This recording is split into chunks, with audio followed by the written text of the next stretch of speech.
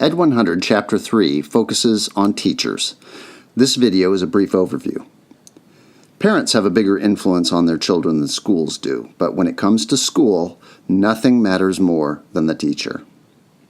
In the 1960s, over half of women with college degrees were teachers. Frankly, there weren't that many other options for them. Teaching was prestigious, well-paying work, and it attracted top graduates. In the 1970s and 80s, that changed. College-educated women began finding acceptance in other professions, and teaching began to lose the competition for talent. Today, research on the career aims of young people shows that those expressing interest in teaching tend to have lower than average achievement levels on the ACT test, especially for math and science. Men have not joined the teaching profession in large numbers. The career remains mostly female and mostly white.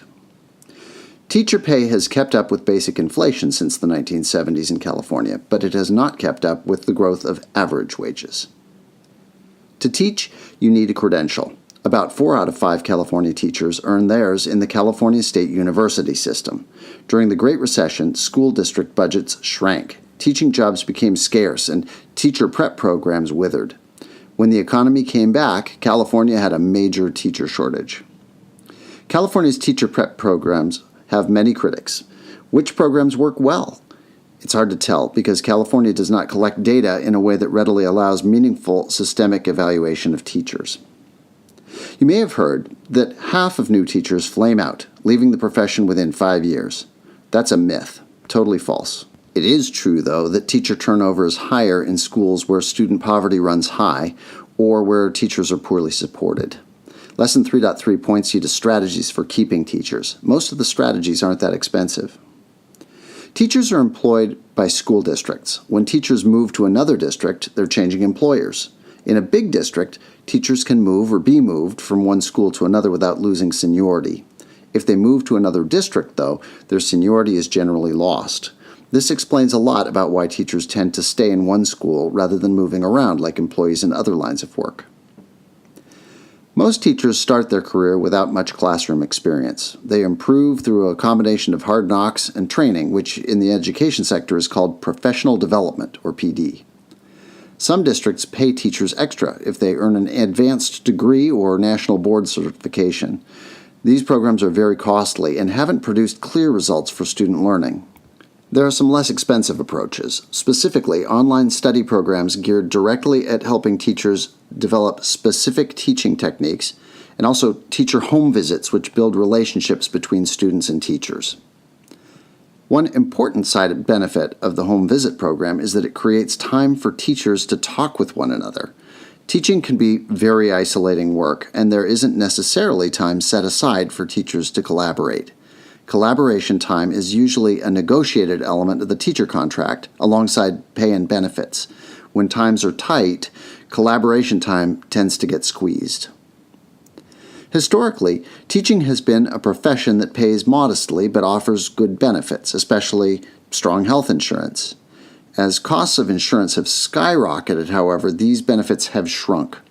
Health benefits are negotiated as an element of the contract between each school district and its employees, usually represented by a teachers' union. Your district office can furnish a copy of the current contract if you request it. Almost all teachers in California are paid according to a negotiated salary schedule. 2 elements determine each teacher's pay: how long have they worked in the district, and how much college education have they had beyond their bachelor's degree. Many districts also pay extra stipends to teachers that take on extra assignments, like serving as a mentor to other teachers or working as a crossing guard. There are many ideas for how teachers' compensation could be changed. For example, some districts offer bonuses to attract teachers that can teach special education classes. Others create incentives to attract math or science teachers. Lesson 3.8 describes some of the elements these alternative compensation programs include and what's known about how they work. Many people argue that great teachers should be paid more than mediocre ones, which leads to the question of how you know. Lesson 3.9 is about evaluation. Professionals need feedback to improve.